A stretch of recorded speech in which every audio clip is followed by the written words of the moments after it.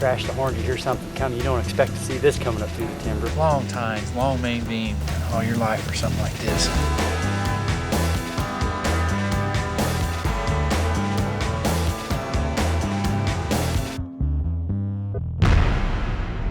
Well, here we go. We're going to kick off the second installment of Boonetown, Volume 2.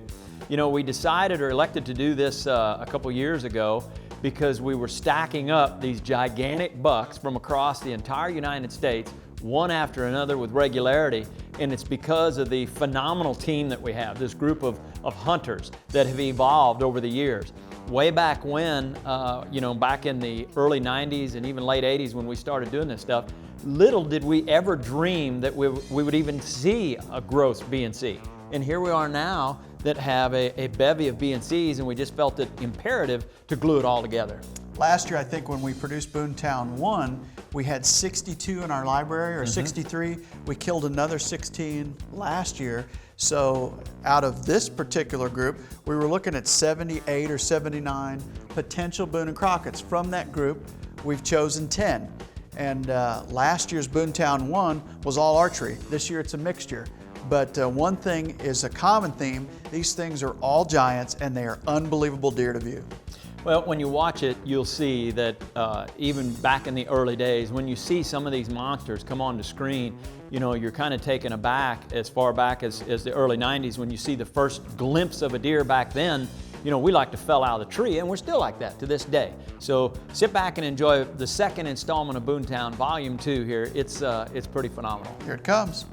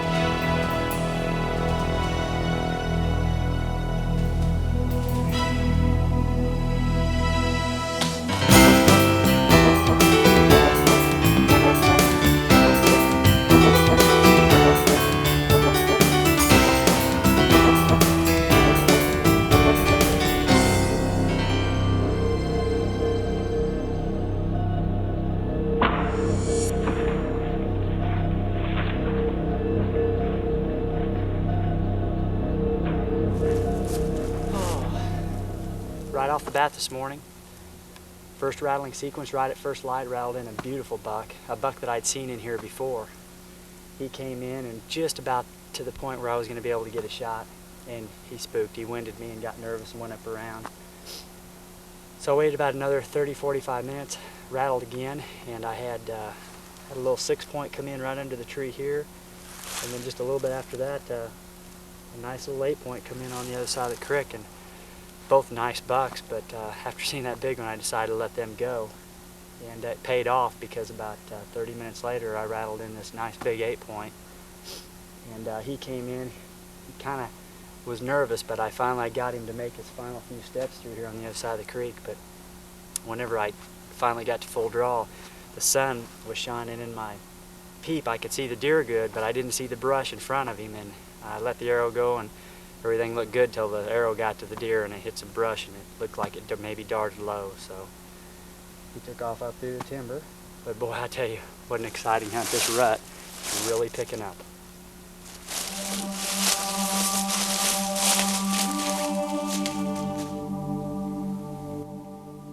Most bow hunters won't share their trade secrets, but I do happen to know that this hunt takes place on a 325-acre farm that hasn't been hunted in over 10 years. Hotspot is an enormous understatement for this particular hunt. What you're about to witness may be the largest whitetail ever harvested on film with a bow in the wild. 186 gross B&C inches before your very eyes. Enjoy this unbelievable hunt.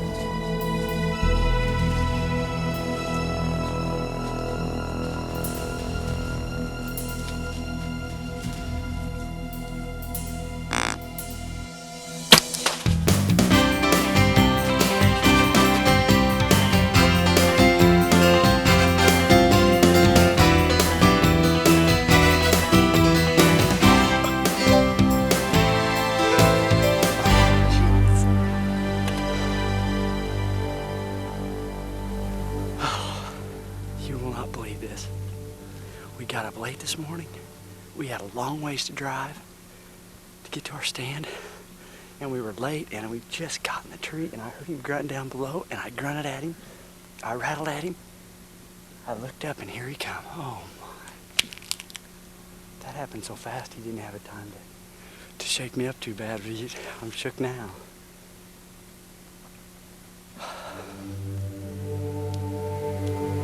Words cannot describe a majestic animal such as this. A hotspot can only be as good as the deer in your area. If you, as a hunter, can discipline yourself to pass a young buck and allow a whitetail to fully mature, the potential is phenomenal. Who knows, this could quite possibly have started as a 1.5-year-old Farkhorn.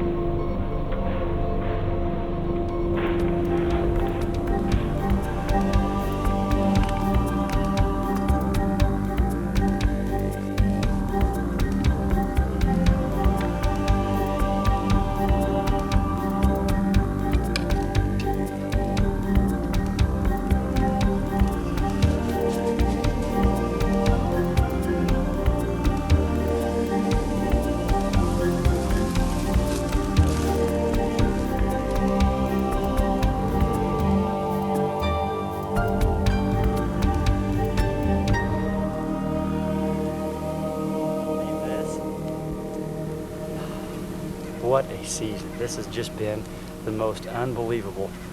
You know, even when you hear one grunting down below you like that, you crash the horns, you hear something coming, you don't expect to see this coming up through the timber. Oh my gosh. Thank God for rattling antlers and grunt tubes, because I tell you what, they have really paid off for me this year. They always do, though. They don't always pay off with bucks this big, but oh boy. What always amazed me, how young Jay Gregory looked back then, and he still looks young to this day, where you and I seem to have aged a little bit more. We continue to age, older and wiser, but we were, you know, his age changes, but his technique seldom change. He's been getting on and killing big deer for a long time, and if you watch that scene, fate is funny because he missed a deer that would have filled that tag, a deer that he probably these days wouldn't even take his bow off of the hanger for, but he missed him. He continued to persist, and he ended up taking a 186, which at that time was the largest buck ever killed on film with a bow. And in addition to that, he had passed a couple of deer before he took a shot at the one that he did shoot at and missed. So even way back when, he and Don, I felt like, were ahead of the game when it came to passing immature deer and waiting for that mature animal. I don't know what the age class was of the one that he missed, but I would guess it was probably 3.5. 3.5, and Yeah. the one he ended up killing, I'm guessing, was at least 5.5. More than likely. If not 6.5. It was late November. He's probably shrinking down just a little bit. November 27th, I asked Jay, I said, how'd you get on him? What'd you do, special to get on that buck? And he goes, it was 100 acres of timber. We went to the tallest ridge in there. The structure looked good, the sign looked good. And he goes, we just hung in the middle of the timber and it worked out great. I'll tell you, those big whitetail hunters, those guys that are really, really good at it, have a knack for picking the right spot and where they think a mature animal is going to slip through. And Jay's been doing it for a long time. He and Don were a dynamic duo back then. I'll tell you, we learned a lot from those two guys. No question. That was late November, November the 27th. And we go forward 8 years to 2001, the fall of 2001. This is Thanksgiving Day, so again, we're in late November. This time we're going out to Kansas, and we're with Lee Lakosky, and this buck ended up going 196, another monster. Where most people would be sitting at their Thanksgiving dinner table, Lee Lakosky was in a tree. Whitetail antlers. Oh, what they've come to mean for so many hunters. Each is unique to the animal who bears them. Like a fingerprint, each and every one so carelessly cast by the animal in spring, they are a critical piece to the whitetail puzzle. Correct assessment of their final resting place once cast can help yield fantastic results.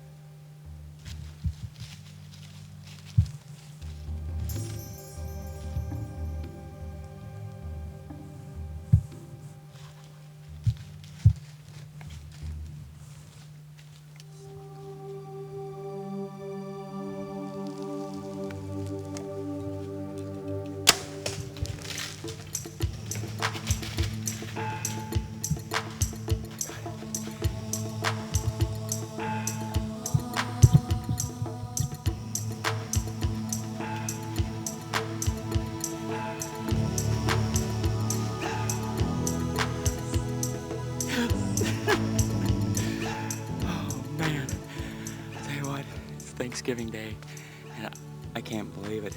It couldn't have worked out any better. It's been really hot down here in Kansas, and we haven't been seeing much for bucks, and I just hit the horns. It was slow this morning. Didn't really see anything. I hit the horns, and I hear one coming. Hit the grunt tube again, and here he comes right into the scrape. And finally, he turned to walk away, and I had just a quick shot, and I got him, and he's down right there. Yes. Man, that's a good buck, too. Oh, man.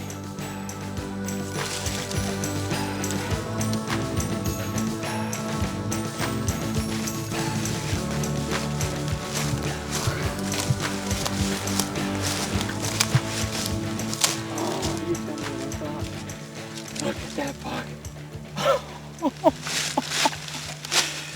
Oh, you know what? I believe I found the sheds to this buck yesterday. I found one side yesterday and one side the day before from last year. Look at that deer. Stickers. Wow. When I saw this buck coming in, I really had no idea that he was this big. Wow. What a Kansas whitetail. Look at that. One, almost a two there. 2, 3, 4, 5, 6, 7, 8, 9, 10, 11, 12, 13, 14, 15 points. Look at them brow tides. Man, what a giant.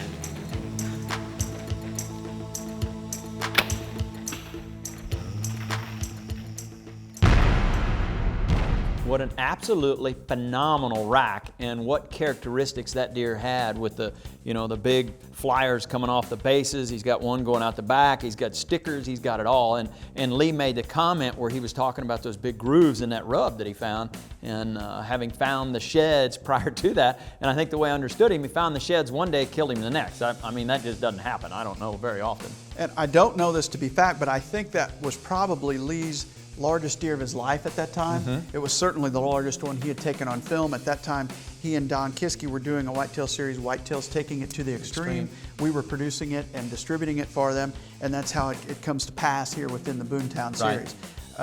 He had found the sheds, and he's hunting Kansas in late November, and it's our experience on a deer, particularly of that age, you catch Kansas after the 15th of November. To me, that's the time to be in Kansas, and I've never seen whitetails respond to calling as well and as easily as the deer do in Kansas, and I don't know why. We've noticed that for years.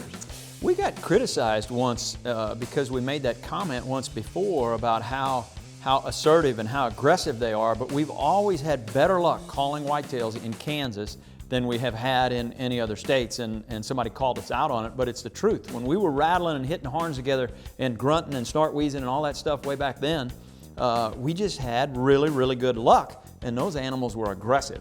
And if you think about it, we weren't seeing nearly as many deer when we were going to Kansas, so it might be a herd ratio. Could be. You know, that not as many does, therefore the bucks respond better to the calling, and we've always had good luck, as Lee did there. And he ended up taking them on 196 because of it. 196 on camera. And I noticed that, you know, from a production side, they had a couple of issues much like we had early on. You know, the ultimate is to have everything crystal clear and in focus and over the shoulder and all that. Well, that one was just slightly out a little bit, and I was wondering if Mark Baird didn't film that hunt, maybe. He may have. I don't know. I think actually Tiffany filmed it. Did she? If memory serves me. I may be incorrect in that, but I thought she filmed it. Well, bless her heart. Bless her heart. Big wallop of a deer, though. Yeah. He's filming with Tiffany, and I'm filming with you back then. What were we thinking, you know? So we're going to go forward one fall, next year. And I think at that time, Lee's deer was one of the largest ever killed on film. And then the next year, here's Don Kisky shooting, at that time, the largest ever killed on film, 213 there in southern Iowa. Mega giant. Without question, it was arguably the largest deer that had ever been harvested on video. This one's kind of cool too. Halloween morning, fall 2002. Yes. You know, things have been a little slow up till now, but you know, this is the time of the year when the big boys have got to start cruising and checking those doe groups out for that first available doe. That is an unbelievable rub. That's the biggest rub I think I've ever seen. It's telephone pole rub. He's ripped it. That's not the only one. There's one there, they're all the way around the pond. There's a giant in here somewhere. It's been raining for almost 5 days. This is October 30th, tomorrow's Halloween. So normally, things start picking up for us about this time of year, so we're excited. We're hunting a cut cornfield tonight. And it's been beat. There's a lot of tracks out in it. Young buck just chased some does into our cut cornfield.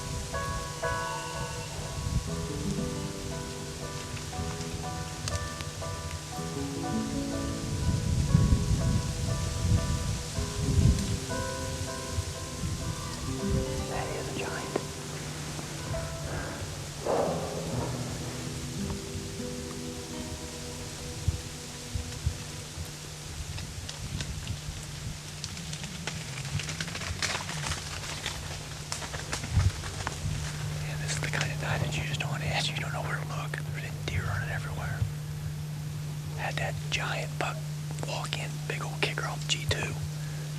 Big 9, both sides of it are matched to be in gross boom. He was awesome. We just really got ripped on him. I had 65 yards, which obviously I'm not going to take that shot. And just unfortunately, he bumped that doe and blew by my tree, and we needed 70 yards down. I haven't seen him since.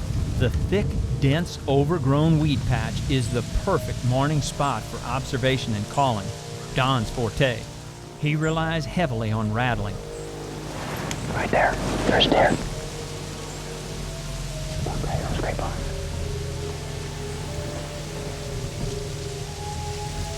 Check him out. He's on that scrape line. He's right on the edge. He keeps looking down the woods for some reason.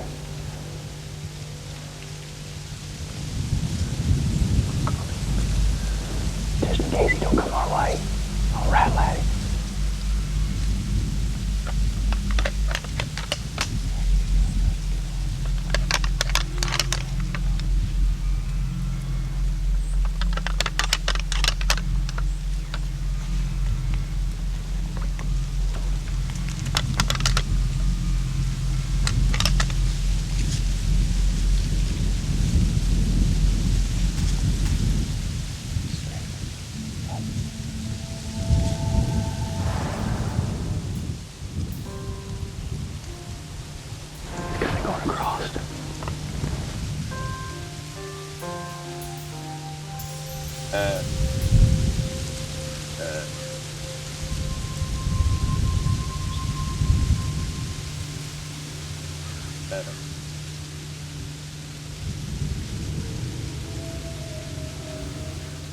I have no idea what he did.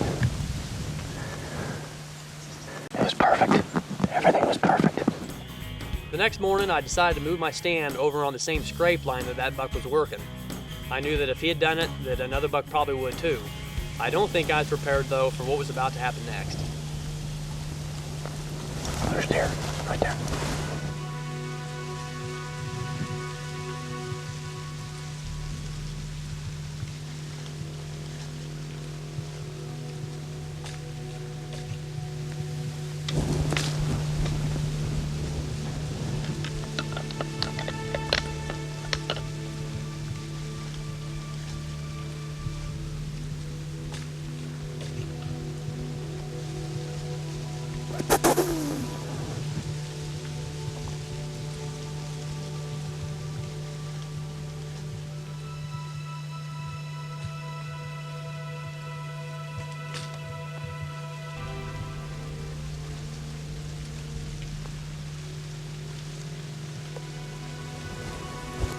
He's walking right down the edge.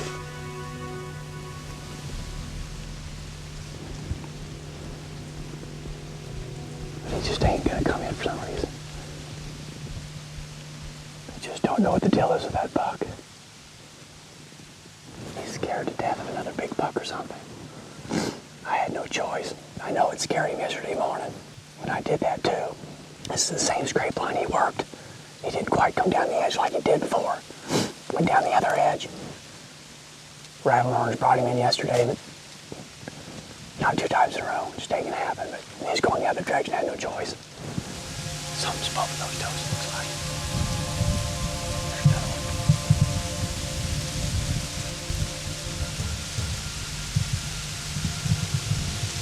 2 or 3 toes coming out of the edge.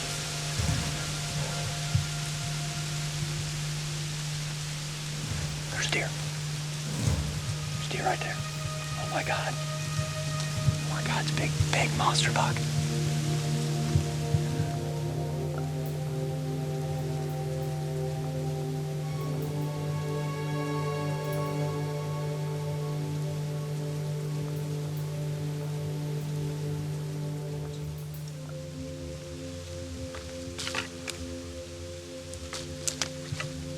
You ready?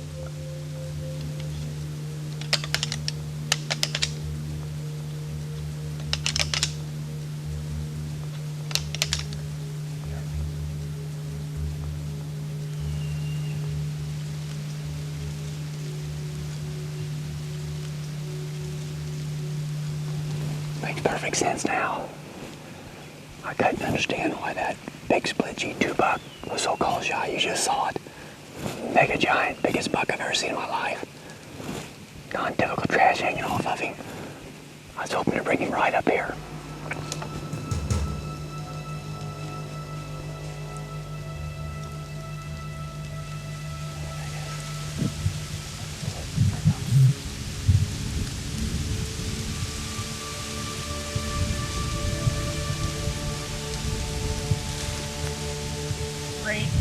Great.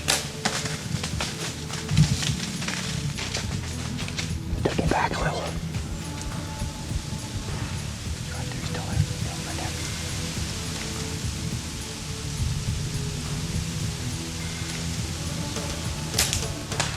Got it again. Smacked him again. Got him again, baby. I got him again. You ain't gonna believe this buck. First shot, I took him. Looked like I hit just a little bit back to the right. Stood out there at 40 yards, got another arrow in him. He's done. Got him. Mega giant. Holy mackerel. That's the biggest buck of my life. Just all the way down through here like this. The first shot's probably all I needed, but thank goodness we got that. Oh my God, there he is. Right there. Check him out. We got him, baby.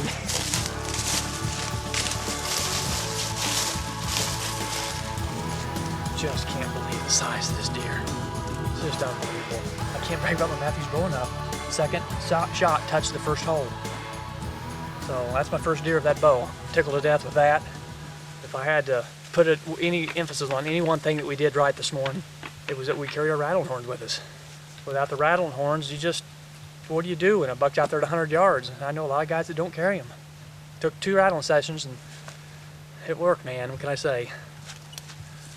What a dandy. Whew. How beautiful. He's got to have almost 8-inch bases. 7.5.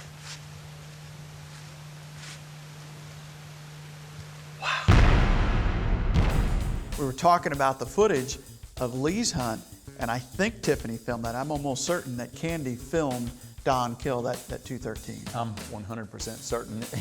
He referred to her in an interview later on as his cameraman. I thought that was kind of funny. But Tiffany was slightly cracked out just a little bit. Lee's was just a little out of focus, and we've all been there. I know this, we're not trying to say that it's a bad deal, because under the pressure and trying to harvest animals like that, you will do whatever you have to try and capture it on film, and it's not easy, trust me. No, it's not, and we've all screwed that footage up. That's why we decided to get out from behind the camera and stay in front of it. I've screwed up more than anybody, I promise you. It's easy to do, but you've got a 214 or 213 in front of you, and Don's trying to kill it, and he's taking a secondary shot, you know, I mean, that's pressure, and it redefines pressure. And you know, if you look at how that hunt unfolded, he mentioned 5 straight days of rain. And we've come to notice over the years that one of the best periods to get in a stand is right after a rain, whether that's a rain event that lasts a day. The longer it lasts, when it finally does break, every deer in the herd is going to be on their feet. Well, and then you couple that with that period, the time period was in and around Halloween, and he just so happened that first encounter he had was over cut corn, which I thought was, you know, that's Kisky-esque. He was always hunting cut corn or cut beans or something, and in Iowa it always worked so well for him. But it was interesting how that big mid-60s, I think, or low 160-inch deer dogging a doe, I thought was phenomenal footage. And then he elected to go into this weed patch, I think, that was off of that cut cornfield the next morning, if I remember right. And he's into big bucks consistently, as he always is. Get into that weed patch, he's got the big fork G2 buck, and he's trying to call to him. And even back then, I remember when I first watched that interview, I thought how intuitive the fact that he immediately said there must be something bigger here. Who thinks that there's something bigger than the size of that deer in the timber? You know? Only Don Kisky. He knew it. Yeah. And what do you know, he ended up finally rattling that giant in. And man, what a piece of footage, him coming across that field. Just giant. What I thought was kind of humorous was he had an encounter with the Fark G2 buck on one occasion, one day, and then decided to move his set and go across to where that buck had been coming out. And then I'll be doggone if it wasn't on the other side of the field, I guess kind of where he had just come from the previous day, but ended up rattling in that big giant. I mean, he just, Like you said, Don has got a knack for being in and around big deer and knowing where big deer hang out.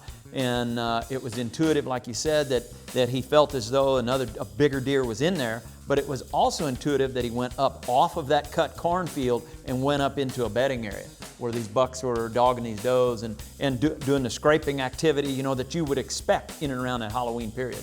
It's and that period is fast becoming one of our favorites to make sure we don't miss, because if you truly want to get on a deer of that age class, which I assume with a rack like that, at a minimum he's probably 6.5 and more than likely he's probably 7.5 or 8.5.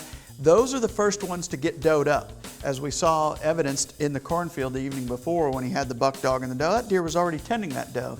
And if you're really going to get in one's roundhouse and kill him, that's the best time to do it. He'll show you a little daylight activity then, but once he does up, you're not going to see him again. And sometimes I think it's just prior to those does coming into estrus. I mean, they may be close, and those big mature deer have a knack for sniffing out those first available does that are coming into estrus. And they're ready to start that rut process, but the does aren't quite ready yet. And that's what makes it magical. You know, you see these big giants up on their feet trying to sniff out those first available does. So they're in and around those, you know, those high density areas where the food source is imperative, and they're trying to check each and every one of them. It's a short window of time.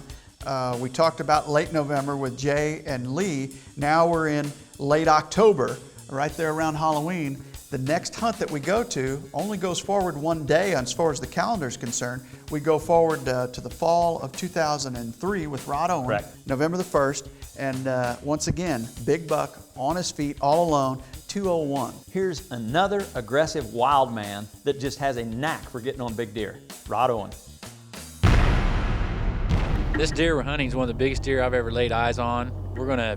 I'm gonna concentrate the rest of my efforts probably on the whole Missouri season to try to get this one deer. I'm probably gonna pass up deer that most people would give their eye teeth to have. This deer he got under my skin really bad Thursday night when Mike harvested his deer. It's a world-class deer, and there's not very many people who have laid eyes on a deer that size, and I'm gonna really get after him. We're gonna put some pressure on this deer. We're gonna try to harvest him.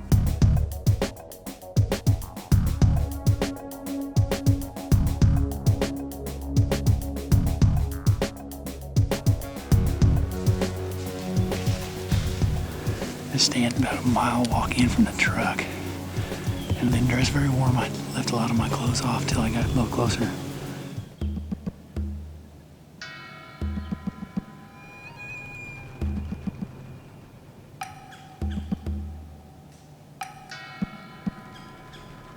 But when we first seen this deer, he was up on the hill about 80, 90 yards away from us, and he was feeding on acorns.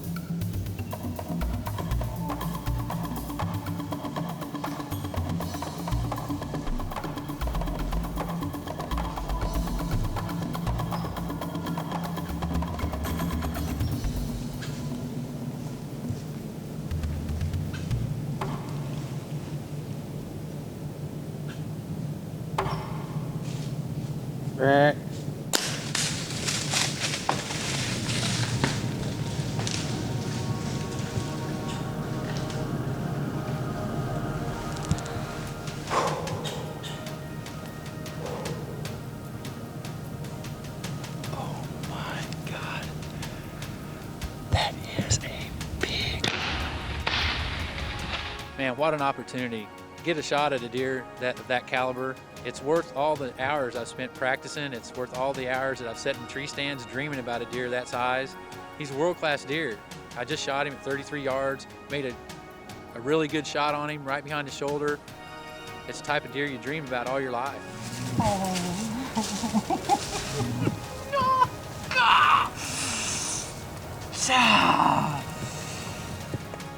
That is a pig. He's got everything you could want on a whitetail. He's got long tines, long main beams. This little sticker, cheater, whatever you want to call it. He's got points coming off the back. He's got split G2. He's got kicker there, a kicker here, a kicker here. I don't know. I've counted him up 2 or 3 times. He's got 19 to 22 points. It depends on how sticky you want to get about it, but score doesn't matter at this point. But unbelievable. What a deer. When I let the arrow go, it was like all the emotion that had built up inside of me for the last 25 years of hunting, trying to get a shot at a world-class deer like that. It was just pretty much overwhelming. Well, I can't think of a better place to be than a huge acorn flat late October or first part of November when you know there's a lot of deer feeding. If you want to get into the timber, acorns are magical. Provided that you've got a good mass crop. I know in years subsequent, the acorns haven't been there, and Rod has hunted that tree over and over again, and he's not had the luck that he had that year. But that deer that year was there, the scrapes were there, and if ever there's a time to pile in on scrapes, it's late October, early November, regardless of where the food source is, whether that's something you've planted or a cut cornfield or acorns or mass crop. If you can find that food source and you can find those scrapes, that's the time to jump in there and actually kill a monster.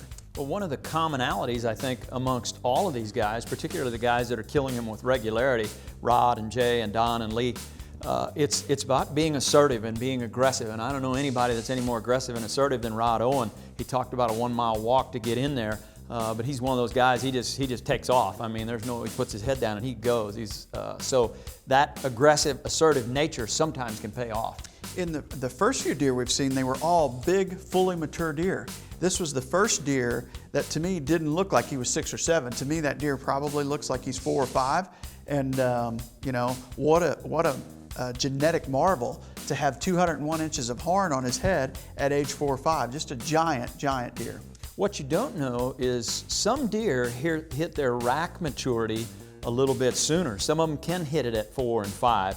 But their body sizes may increase. So that deer, could he have blown into something even a little bit better? Maybe. You know, had he reached 6 or 7 years old, he possibly could have been 220, 230, but it's pretty hard to pass a 201-inch 4-year-old. You're not going to do it. Rod called him in, and again, hunting those scrapes that time of the year is just magic, because at that time of the year, those bucks of that caliber, when they're really aggressive and they're dominant, they're not days away from getting doed up, they're hours away. Yes. And you've got to be in such a short window, and luck really has to be on your side to kill a deer of that caliber during that time frame.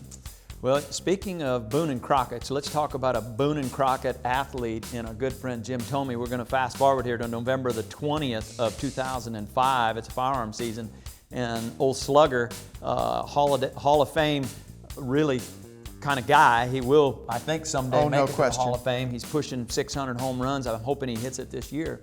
He just kills a mega giant there in Illinois. It's one of the biggest frame deer we've ever had in any Drury Outdoors title. The frame will just literally take your breath away.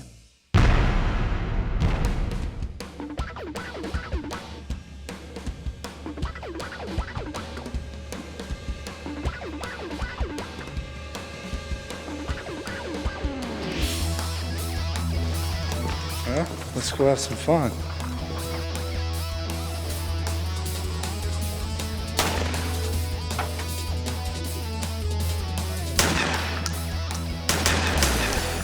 Well, we finally get an opportunity to go in the blind we want to. And it took us all weekend to do it. So basically, we're looking forward to this. This should be a fun night. Let's go have some fun.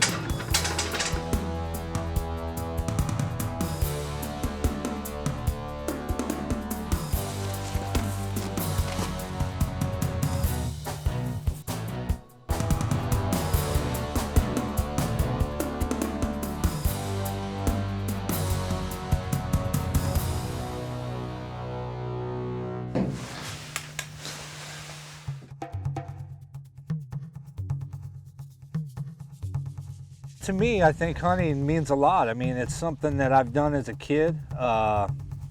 You know, my father, we were raised hunting in the Midwest, and having the opportunity to own some property and to get out in the woods after especially a long season of baseball is truly something that I enjoy, because it gives me a mental release from the game and basically from life in general. When you're in a tree, you know, you see things that you normally wouldn't see otherwise. I think there's 2 of them up there. Oh my God, it's that big buck. Are you serious? Oh, there he is. There he is.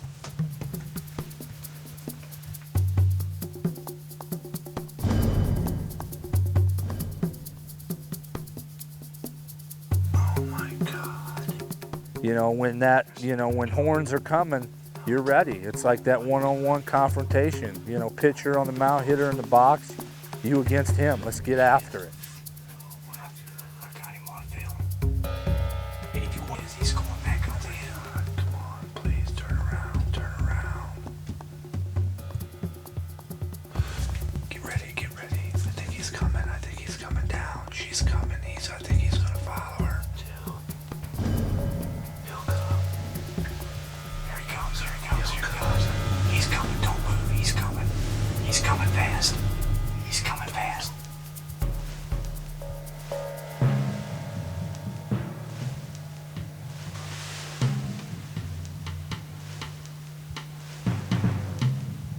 Okay, we got deer right now in front of us.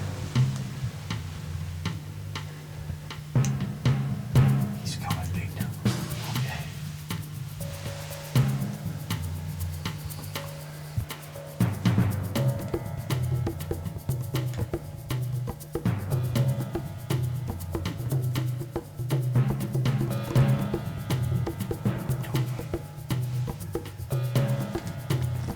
I'm on him. That's it.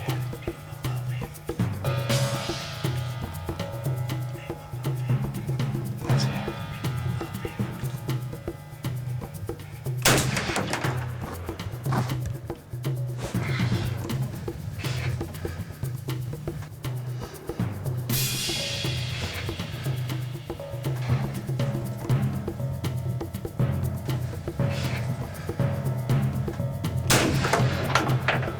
You hit him. You hit him.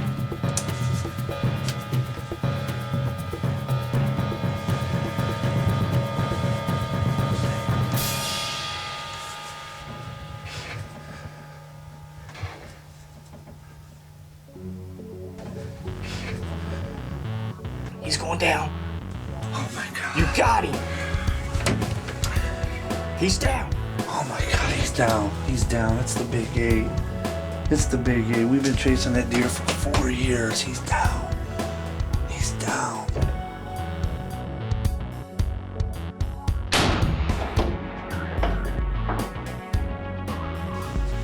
Well, here we are. We've worked so hard for this deer. We got up early. We didn't hunt this morning. We set some blinds up. We got the St. Louis Cardinal guys coming in next weekend, and you know, this is just unbelievable. We're gonna go get him right now. Let's go.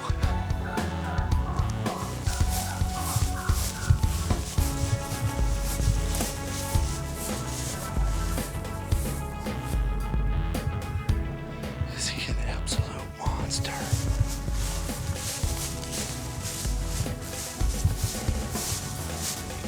Actually, this evening, I told Darren on the way out, I said, you know, it just feels like, you know, we were gonna get a big deer tonight. And, you know, we were fortunate, like I said before. I mean, my brother Chuck, my brother Randy, all the guys that work so hard, you know, in the summertime while I'm gone playing baseball, to be able to harvest an animal like this is just an honor. You know, I mean, this is what we all work for. You know, my time is very limited with baseball and working out and, you know, with a little girl, but, you know, and being home with my wife. But it's an honor to, you know, to harvest an animal like this. It's just great.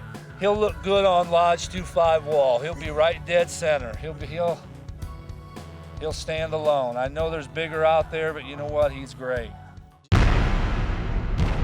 I recall, I think that was Jim's, really his first mega giant. He's been doing it with regularity, it seems like, every year since then, but that was kind of the first big giant that he harvested. And the interesting part with these athletes is they can do what we do, but we can't do what they do. That's the part that kills me. I would love to be able to hit a ball or throw a football, baseball, or any of that stuff, but these guys are just so athletically talented that they can do just about anything. And their talent and their skill set goes beyond athleticism. You and I have both hunted with Jim. He has Superman-like eyesight. Oh my God. Like yeah. it's like nothing you've ever seen. You'll sit there and look at the woods or the field as they're coming in. You might catch a doe. He'll see 3 or 4 deer back in the woods coming, and it's amazing. He'll see them 2 or 3 minutes before I even pick them up. Yes. His eyesight is incredible. His hand-eye coordination is incredible, which clearly you have to hit as many home runs as he has. But you put a brand new bow in his hand and he'll be on at 60 yards within 20 or 30 shots. I mean, he's an incredible human being. Well, and this particular hunt was pretty incredible because we both commented when we saw that rack of that big deer up on that hill, and then as he finally did come off the hill, it was just breathtaking. This was like one of the biggest deer we'd seen on video as far as the frame is concerned in a long time.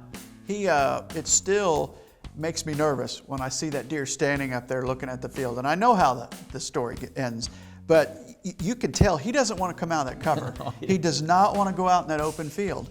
And his doe that he had been tending or following went out there, and then another little buck approached her, and that was all it took. He snaps his head around and decides to come barreling off that hill. And when he did, you know the jig was up for Jimmy. He was going to lay the smack down on him. He had to shoot a follow-up shot, but he got it done.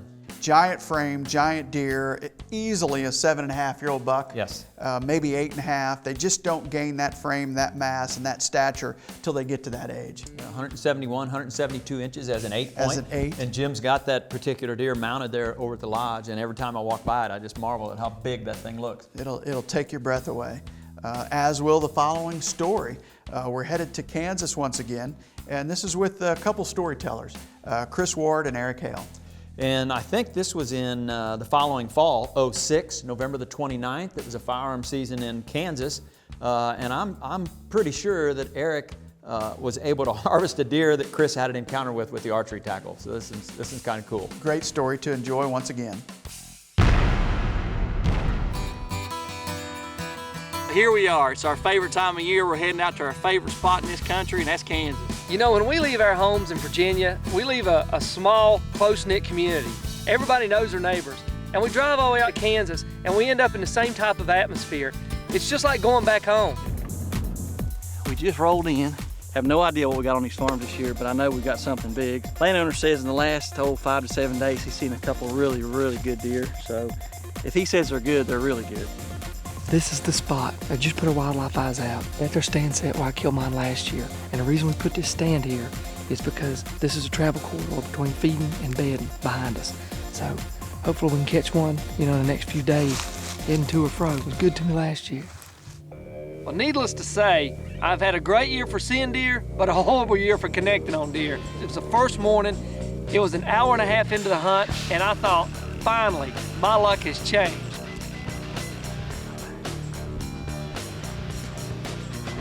I was just in mid-draw, and I didn't see this doe, and she must have busted me, and they boogered out of here. He didn't seem to be really scared, but he was scared enough to leave, so. After that encounter, we figured out, hey, well, it's just the first day, no need to panic, and we went ahead and went and checked our wildlife eyes, and man, it's the same story as last year. Were we ever blown away? Oh my, that's morning. Oh, he's killable. Chris is up to bat first, so we'll try him with a bow. It's going to be tough, though, because, other than the super frontal, we don't have anything set up for a bow, so I don't know what we'll do. Well, based on what the wildlife eye was showing and what we had figured out, we kind of knew where this big buck was living. And I wanted to go try it on these beans, but there was no sets already hung, so we decided we were going to go in there and put our mare step blind up. Well, the temperature had skyrocketed into the 70s. We set that night, and all we saw were some does and one 2.5-year-old 8-pointer.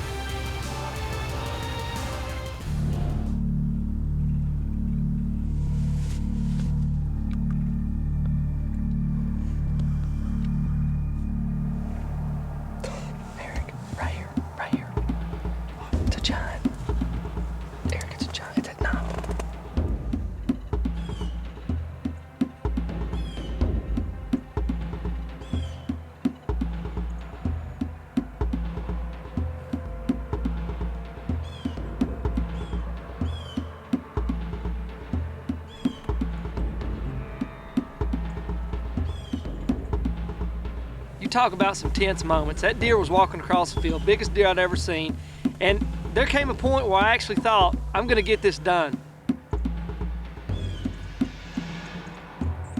Well, that deer gets over, he gets about 75 yards. I just quit filming him because I didn't want to blow it. I mean, I figured for sure that this deer was gonna come straight to the blind, and sure enough, he did.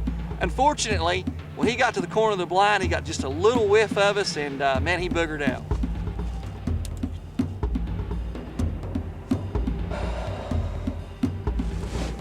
A buck of that caliber on the ground with a bow, it would have been a dream come true. I felt really bad for Chris. I mean, it was a sight to see that deer, and we did everything right. We put the ground blind out, we put it in the right place, and we almost pulled it off, but hey, it's only day 3, so who knows what'll happen next.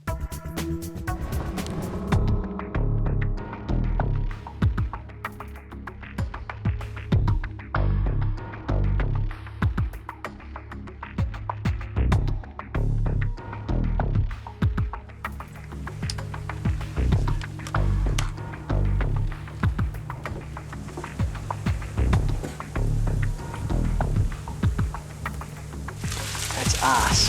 It's not raining. I don't know if I'm moving this stuff or not. That's the mirror step blind where Chris had to encounter that giant 2 nights ago, so we're on this side tonight. Well, we got deer on the front side and standing beans, and all I know is Chris gets my attention and look through the back of the shooting house, and man, up there in the corner of the field is a sight that I'm never gonna forget.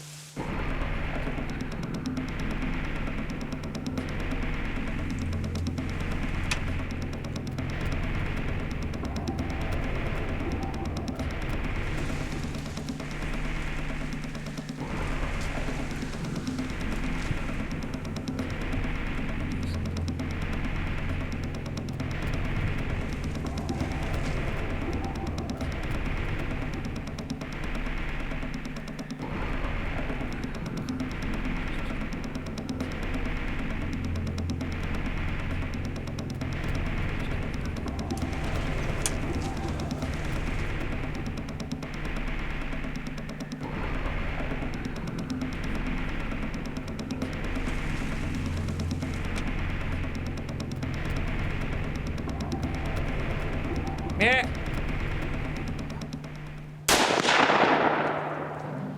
Okay, he's done.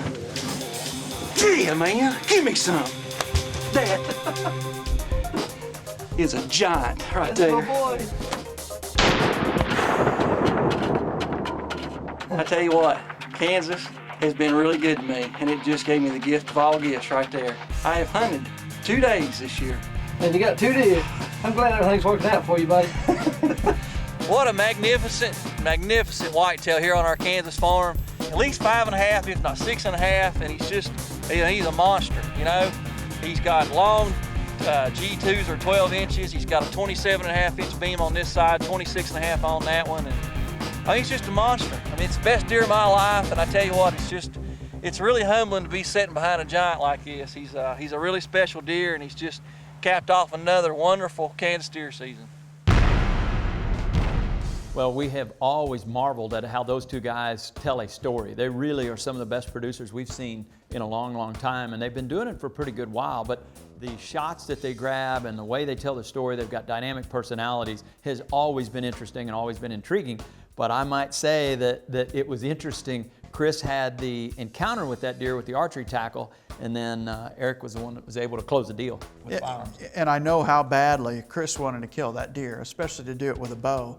And I think 2 or 3 different times they've had gross Boone and Crockett's in front of them, and Eric's always the one that pulls the trigger. So no doubt Chris will have his day, because whitetails in general, particularly big ones, it's kind of a numbers game. I mean, if you're on a good winning streak, stick with it, because it's not going to last forever. Well, and the camaraderie those 2 show is pretty interesting too. You know, they're very gracious about saying, hey, you know, you shoot it, no, I'll shoot it. You know, they've always been very good, very unselfish. And that's really what it takes to be a tandem and be able to do this long-term. Longevity is not easy in this particular sport, because it's easy to get frustrated, you know, when you're out there hunting, but those 2 guys have been doing it pretty good.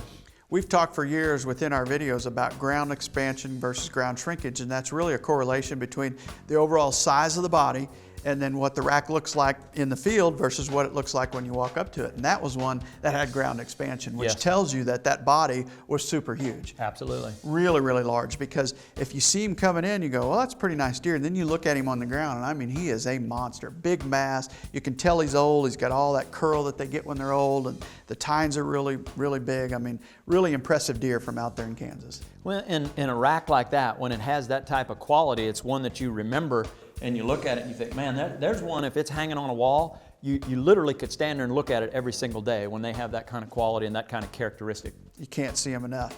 Now we're going to go forward, actually backward a little bit, the same year, fall 2006, and this was November the 6th, one of the key mornings that we always key in on, and luckily this time I'm up to bat.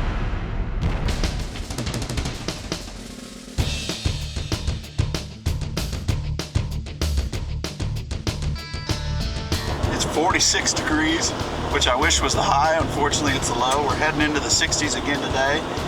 Today's the 6th. The forecast the next 4 days are all in the high 60s, low 70s. Just about take the run away from me. It's misty, it's rainy. I'm excited to get in a stand. I really like days like this. We're lucky to have a cloudy, misty day. There's a little front passing through. It's only 40 degrees, but I'm cold because there's a lot of moisture in the air. The south wind's freezing me out a little bit. All right, we're sitting in the stand, and right after we do the pre-hunt interview, boom, up on the hill, we see our first buck.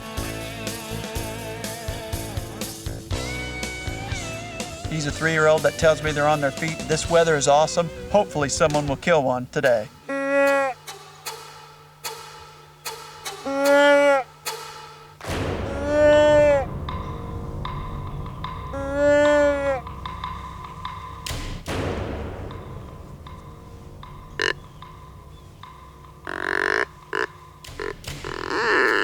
You know, it was about 7:30, and I'm sitting there, and all of a sudden I hear noise. I'm pretty sure it's a grunt.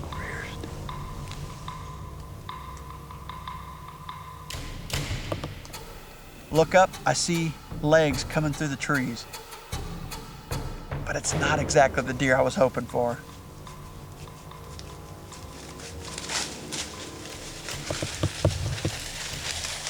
Man, this 2-year-old runs all over the place, and he's just standing there in the tree kind of huffing. All of a sudden I hear another grunt, and I'm like, that wasn't him.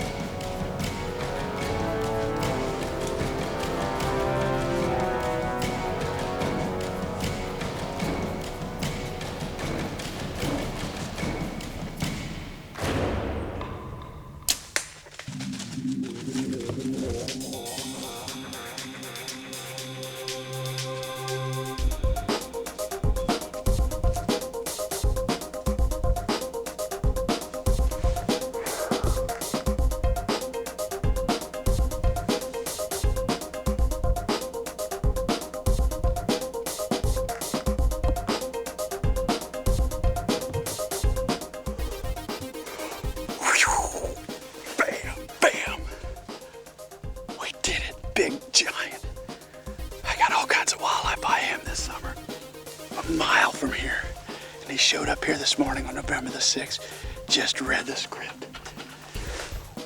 Baby, baby, baby, November the 6th, you've got to love it. Happiness is climbing down early. There's my buck. He officially ran about 40 yards. It stands right there.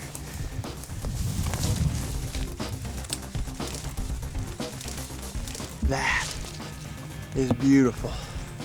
Look at him, the vines held him up. What a giant. You know, you just don't know what to say other than I'm lucky, I'm thankful, I'm happy. Here it is, November the 6th. This rut has been a little bit up and down, and this morning it's up. It's as high as it gets because we were in the right place at the right time. And look what come walking in. It's a buck that this summer I got wildlife eye of probably a mile from here. And as soon as I looked at the wildlife eye, I was like, oh my gosh, what a giant. Last year we had wildlife eye of this guy and never saw him. He was a big 5x5 last year. Just a big 10 point that was probably a 160-inch type frame deer. This year, look what else he sprouted out. Boy, you put that age on him and look what they can pop into. He added 4 extra points this year. He's a 14-point buck. That's really more of a non-typical looking deer this year. I decided this morning to go to more of a transitional zone. It's really where 2 draws come together and meet a mile-long draw. It's a big Y, you know, and they filter down those arms and they're coming in all different directions. Plus it's brushy to where we could call if we had to. What a beautiful buck. You gotta love this feeling. You've just got to love it. I was so excited to see him coming. The deer gods have smiled upon us.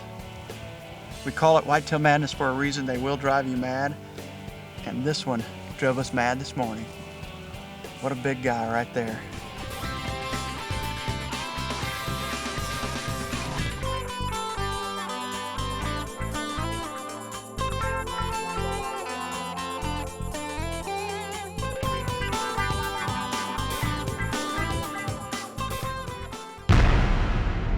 Fantastic hunt, gross B&C on a new farm that you just scouted.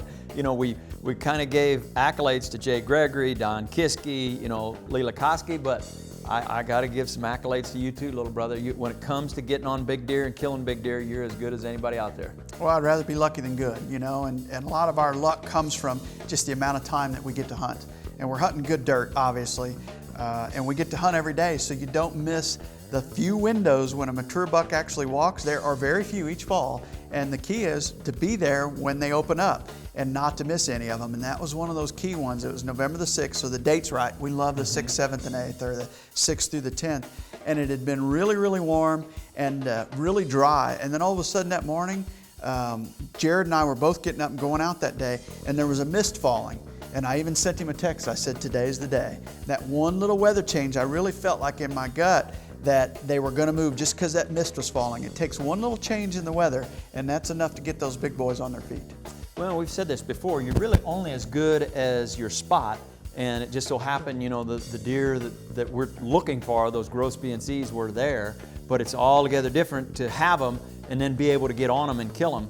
And to scout a new farm, go in there, pick the tree, and then know what weather fronts, and you're absolutely correct. Those windows are so small, you know, it may only be a day, it may be 2 days, it may be 3 at tops, but if you're not out there during those periods, your odds just, they diminish very, very quickly. So we have the luxury of spending a lot of time out there and hunting through those windows, but boy, that window can open and close very, very quickly. It was kind of interesting because when I hung the set, I hung it based on structure. Looked at an aerial, 2 major creek bottoms came together right there, and then that particular tree looked straight to the south, and it's a big brushy bottom. And since that date, we've seen a lot and killed a lot of deer in and along that brushy bottom. It's about 3/4 of a mile of just solid brush. And that particular set sits at the far north end of it. When I hung the set, there wasn't that much sign there. I strictly hung it on structure. Had the south wind, went and jumped in it, and there was a huge rub. I was sitting there in the stand, and I looked over, I was like, man, that's a huge rub. Next thing I know, that buck's standing there working that rub. That's the first time that's ever happened to me, where you sit in your stand, you see scrapes, you see rubs, and you go, man, I wish I'd seen the deer that did that. And the next thing I know, he's sitting there rubbing on it. So you would have to say lucky rather than good? Lucky rather than good, for sure, you know, because you gotta, it's a time coordinate, you know. If you've got enough time to sit there, eventually you're gonna run into one of them. It takes both. You're being very modest. You gotta be lucky and good. Well, then you gotta make the shot, and that was one of the first deer I ever shot with a rage, and it just blew me away, the blood that just came squirting out of me. And we've harvested a ton of them since then. Died 40 yards later. So from an Iowa 171 in the fall of '06 to a Missouri 171, this time it's Brother Terry up to bat, September the 24th, fall of 2008. Right. Fantastic hunt, big giant buck. It's one of those hunts that I'll never forget. The first time I saw it to the last, again, it takes your breath away when you see it. He too has one of those racks that has such quality and such characteristics with all the flyers and everything, and I had just a ton of Reconyx trail camera pictures of this particular animal. Got 1 or 2 deer in mind this evening. Splits, he's got forks on both G2s, and another one, I call him Flyers because he's got 2 little flyers off of his left G2 and 1 flyer off the other G2. This wind is absolutely perfect. I've got about 5 or 6 sets, really, really good sets, and I mean some of the best, for northeast winds, because it's one of those winds you rarely get. And that's what we got here this evening. Normally they walk down this road. We'll see what happens. Like any other September evening, it starts off a little slow. You see a few does and a couple 1.5-year-old bucks and some smaller deer. And then what would happen to pop out? But this little doe comes squirting through, and then all of a sudden I look up and I see this big wall of antlers coming out from behind the brush.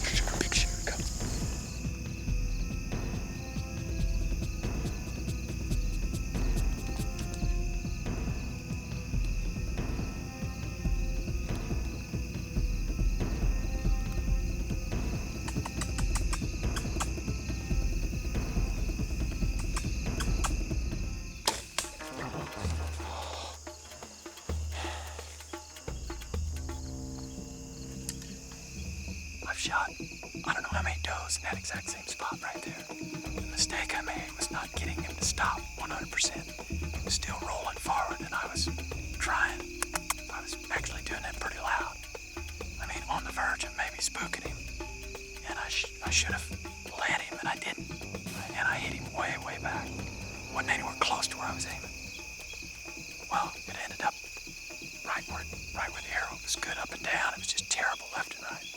But I should have let him, and he rolled forward. Terrible, absolutely horrendous.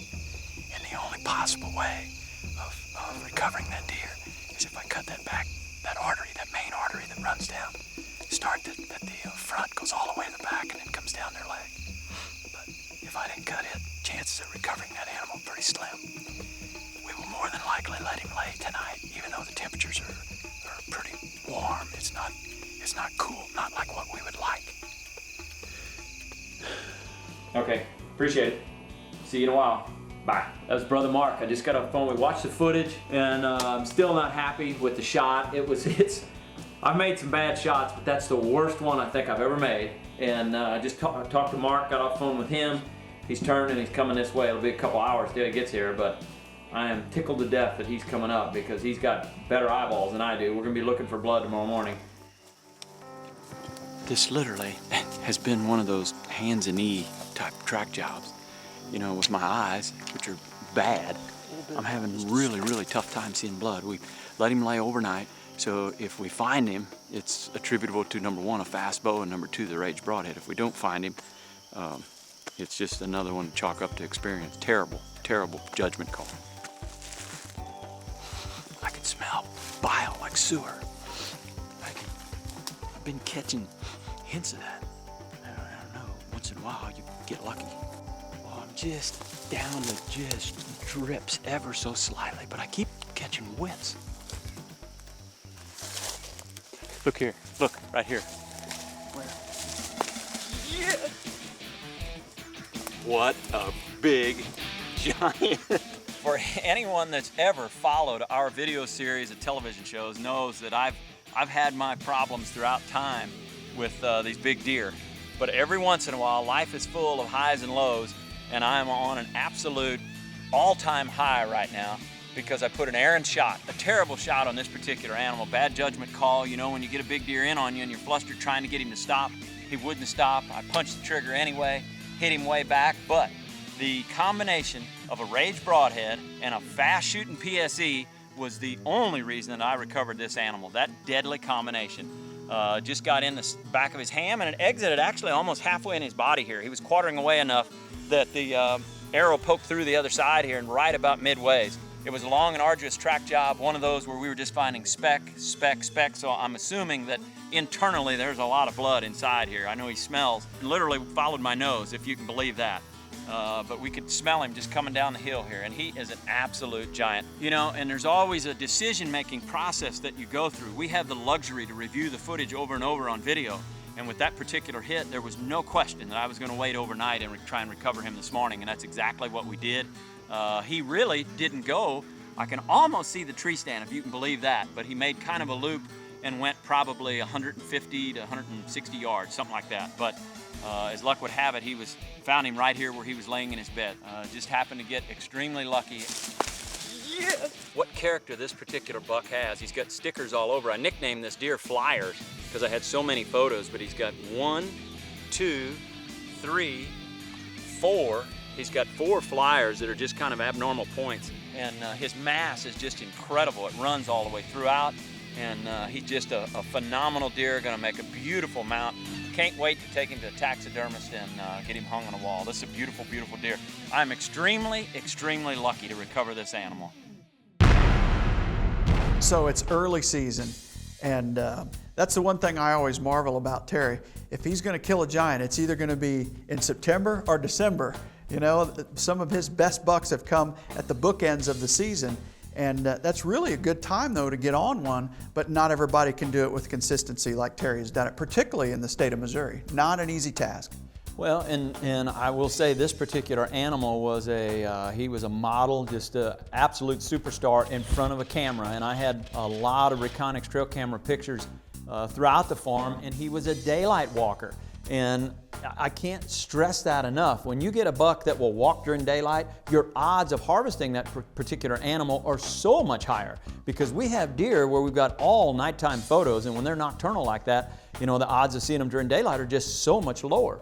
Here's my thought on that, and I'll see if you agree. To me, if you find one that's coming out during daylight, to me, you've just found closer to where he's bedding. Absolutely. Whereas the other ones, you never get the daylight. It just tells me my camera's just a little too far from where he's bedding, because if you watch a deer when they hit the field, they'll hit it and they'll stand there in one place and wait till dark, and then they start doing their walking and roaming. So to get one that you're really getting good daylight, particularly in the early season, chances are what you really found is where he's bedding.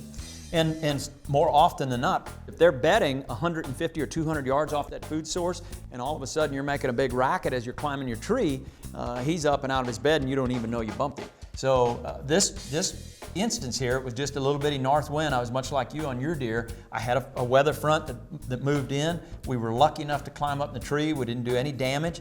And structure, this was one of those areas where we had picked the tree and we were planting accordingly. We had 2 different heights of crops. We had some corn right in front of us, and then it stopped, and we were planting beans during the summer and then following that up with maximum. But it gave us an edge where they had to walk right down this little lane and then peek around the outside. And you know, made it a really, really poor shot, terrible shot, because he was rolling, and I still shot a little bit apprehensive now. I wish that I had waited or at least tried to stop him a little more louder. I don't think he ever did hear me. Well, that's a good subject, though. You chose to try and stop him. Yeah. We've had other deer where you go, Matt, and they take off. So, you know, what do you do to try and get a deer stopped? And, you know, you thought that PSC would catch up to him. It was a little bit late, but we've all hit him bad. You know, luckily you did the right thing backing out. We had a short recovery the next day. So, you know, you can say what you want. You might have hit him a little bit late, but you did the right things to make the recovery, and that's part of the hunt, in my opinion.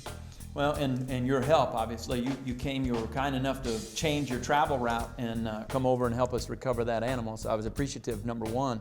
And it was nice to find him together. That's always fun as well. I'll travel anywhere to help you track a deer. I'll promise you that. It's nothing more exciting for he or I to be there when someone kills a deer or a turkey or when they recover it, because that's the fun part of what we do. That's the celebration, and that's it makes it all worthwhile. Well, we live vicariously. And here's another guy. We're going to flip it forward now to a really, really dear friend of ours who we live vicariously through, because he just goes about hunting and about life in such a jovial manner and such a fun attitude that everybody loves to be around. Keith Keane. Another 170-inch deer, again from the great state of Missouri. This time it's with rifle in hand. I think it's recording. What's the button? Got a red light up there. You gonna say anything? Well, we are crossing over from Illinois at Quincy. Just crossed the mighty Mississippi into Missouri. It's the true deer camp. We got 8 guys coming over to my place here in northern Missouri. and it'll be a lot of food, a lot of fun, and hopefully a lot of really good hunting. We got some good deer on this farm, so it's just a matter of being at the right place at the right time.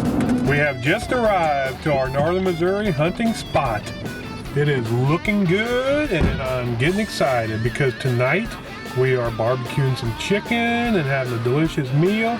You know what we're going to have to do, guys? We need to get Rod to work on our living facilities up here, you know what? There, that's all you can worry about is eating.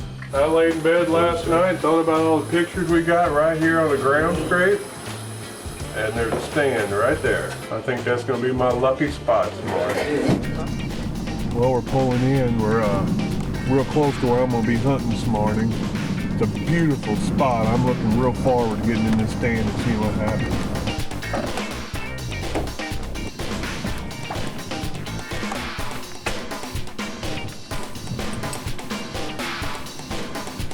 Tell you what, this little Thompson Center contender is perfect for these stands and stuff.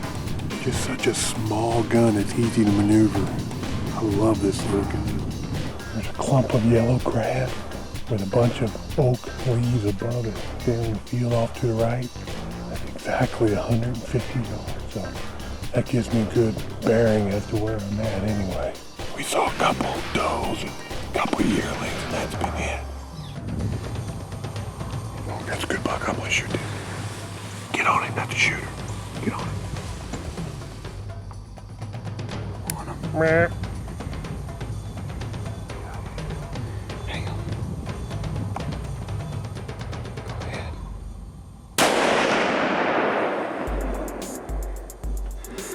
You got him. We're sitting here and not seeing much. And this deer walks right out, just comes right out in front of us here. Caught us totally off guard. Oh, it happened quick. It happened real quick. Oh man, this is a nice deer. Oh, I love it when they catch you off guard like that. He looks pretty good laying there. Looks real good. Wow, yeah. Wow, nice deer. Wow, he's bigger than I thought he was, Keith. He is beautiful. I mean, that is a beaut. Wow. He's got good G1s. Got some stickers sticking out. Yeah. Awesome deer. Look how far the stand is from here. I'm not bragging about my shot or nothing, but it doesn't sound like it. I couldn't be happier right now. This is also the greatest part about dropping them in the field is you can drive right to them. I like that type of hunt right there. Hey, cameraman, I'm not loading this deer. Hey, load him up. Get over. I gotta film this. Let's go show the guys, huh? I think so. Let's go. Is that the 11-pointer I wasn't supposed to shoot? That's him. He's awesome. Congratulations, buddy. What can I say? This has definitely been my year. Opening morning of rifle season in Missouri here, and this big boy walks out about 9 o'clock after a pretty slow morning. Caught us totally off guard. I mean, it's getting that time in the morning where you're not really paying as much attention. Before we knew it, he was well out into the bean field, and we had to look at him, make sure he's a shooter. And the second I looked at him, I knew he was. So the cameraman got on him and put a great shot on him and dropped him in his tracks. That's how I like it. Like I said, I don't know if my year could go any better than it has. This is the second mature deer I've killed, and quite honestly, haven't spent a whole lot of time in the stand. Doesn't get any better than that.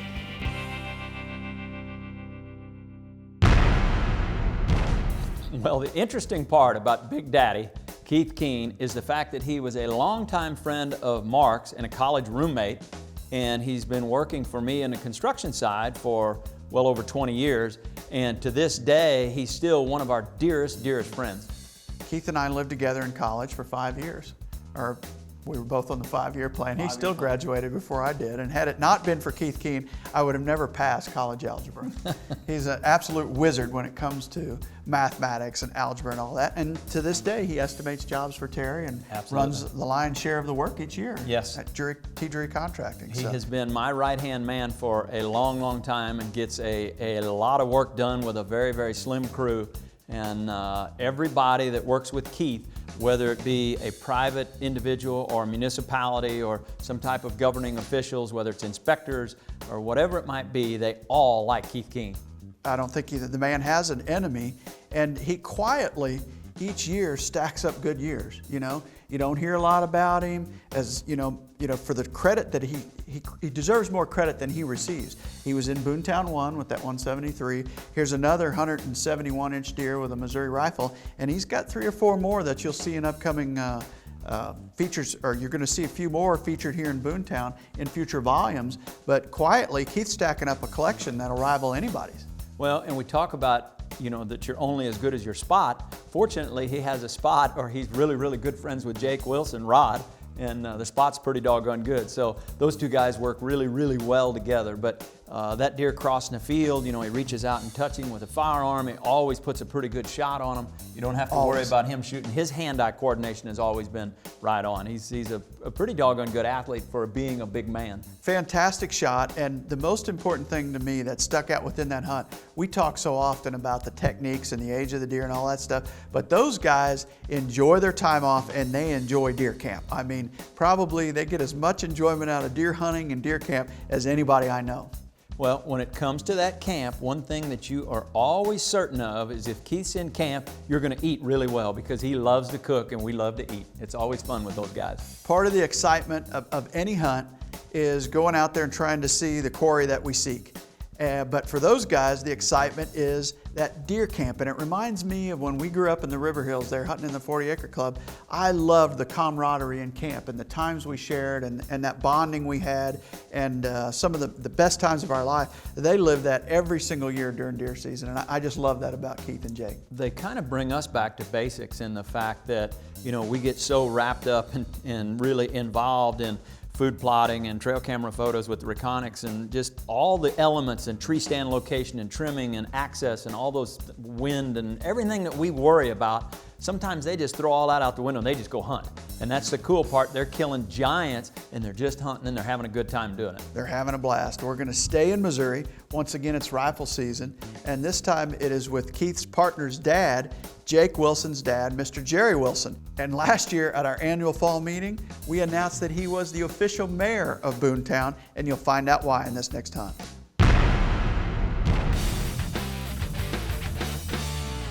Pops, here's the plan. You know where that bean field that I've been hunting? I mean, I've hunted it the last 3 sets. I'm tired of looking at the bean field. You want to go down there? Sure, buddy. All right, let's get ready to roll. Even though the weather's bad and it's raining and it's supposed to be some high wind, I'm still excited because I'm going to be setting over a 3-acre bean field. And we got a ground blind set up there, and we've had pictures of 3 nice bucks. That just gives you motivation to go out there anyway. Maybe a doe will bring one of those guys out.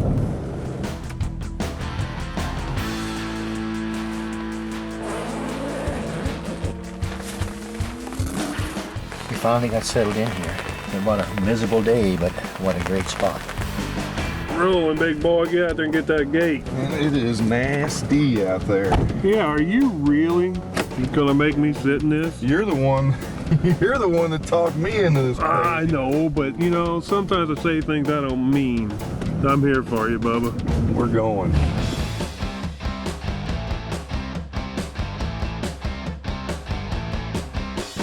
That's your secret weapon there? That is my secret weapon, buddy. Thompson Center Contender. That is a sweet little gun. Well, it's dark and cloudy. I hope it don't start raining harder. Let's go see how this turns out tonight.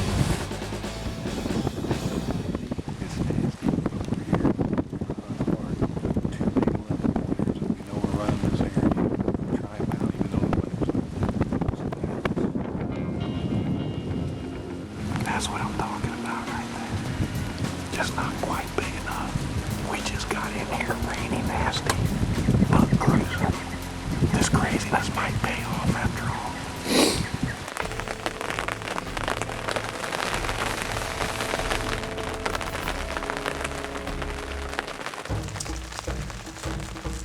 Let's shoot this down. See what it looks like. It is a shooter. It's big. Yeah.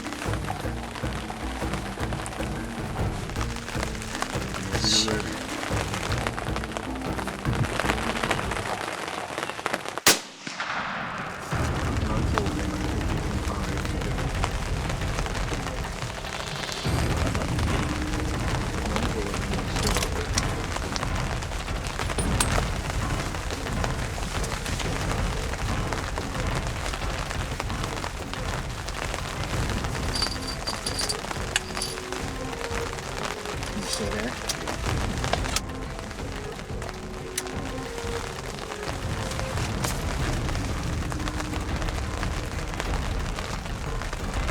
Shouldn't waste that.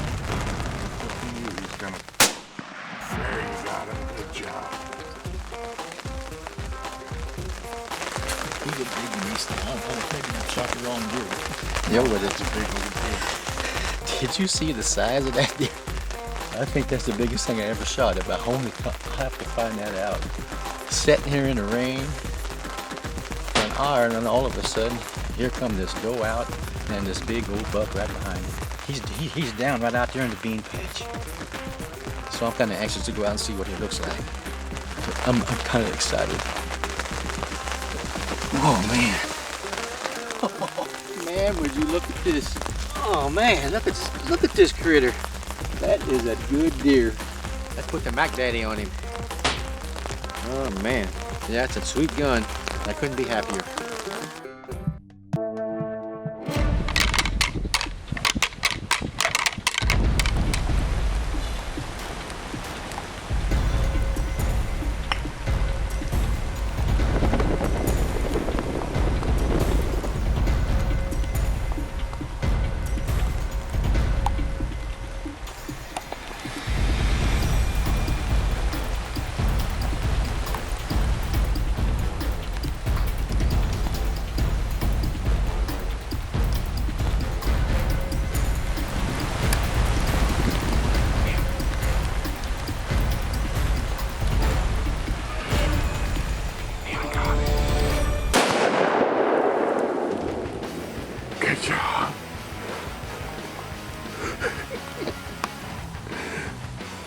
Come on, buddy. Here's to going out and sticking it out in the rain when it's nasty. We saw 4 bucks, and then this deer walks out right at dark. I'm a little nervous. I'm saying daylight. I don't know what we got, but we got it. How about that? I see some antlers sticking up through here, buddy. How about you, buddy? How about him? Look at that thing. That is a beautiful deer. Look at the size of this thing. Yeah, he's got great mass on him. Dad's not gonna believe it. Bagged and tagged. Did you get one? I got one. In the back of the truck. All right. I want to see this. Let me get the boots on. We gotta look at that. He ain't a giant worth getting sick over, Dad, but he's pretty good. Oh, good. Holy smoly, Ryan. What you got there, big guy? That's a Look dandy. at the size of this brood. He's a dandy. He's a pig. Look how brown his horns are. Yeah, he's real got those brown. chocolate horns. Yeah, I love those. Finally, I'm soaking wet, Dad. All right. It's worth being soaking wet. How far was he? The kill shot. 35, 40. 50 yards. Then out of clear blue, Mr. Wilson says, I've got something to show you too. So we knew right away he had something special down. Like always, we couldn't wait to see what he had just harvested. Dad, you old booger. I've been hunting this field for this deer, and I finally got tired of looking nothing but an empty field. I send you down here tonight. You just have the karma. I don't know what to say about it. I am so proud of you. This is an absolute Missouri giant. We got all kind of trail camera pictures of this deer right up here. We named him Stickers, and you can see he's got this real neat sticker up here. He's got one coming off the back.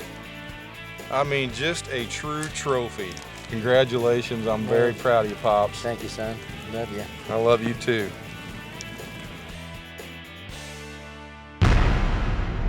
Well, we gave Mr. Jerry Wilson the dubious distinction of being the mayor of Boonetown, and now you know why. He kills these big giants with regularity, and to this day, we're trying to figure out how he gets it done. All I know is he's got those deer guides on his side, he's got a little rabbit's foot in his pocket, because Keith and Jake now, I don't think they always put him in the best spots, but he always seems to get it done, and he's the finest gentleman that I think I've ever met. Jerry's just an absolute, real angel when he's around those guys, because he's always cleaning and cooking and trying to keep the whole camp straight with those guys, muddy boots and all that stuff. Jerry's a real prince. It's fun when you see good guys kill really good deer. Absolutely. And you look back at that hunt, And here's this giant 178-inch Missouri monarch. I mean, the deer looks like he's 6.5, 7.5 years old. And Jake had even mentioned that he had hunted that blind 3 or 4 different times without any luck. They had pictures of that deer, but Jake wasn't seeing him. So you never know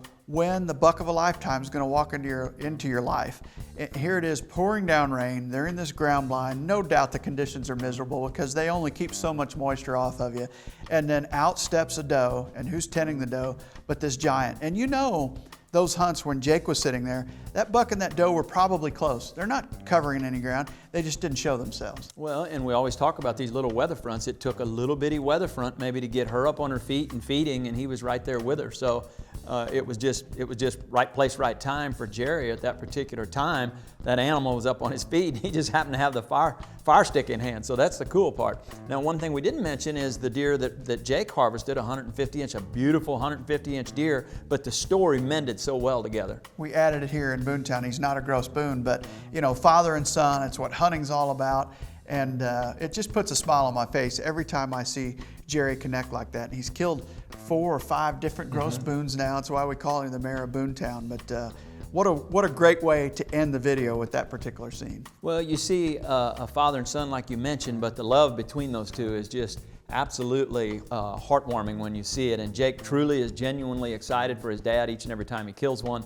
And it was the absolute perfect way to end this edition, this installment of Boonetown Volume 2. Thank you for watching it.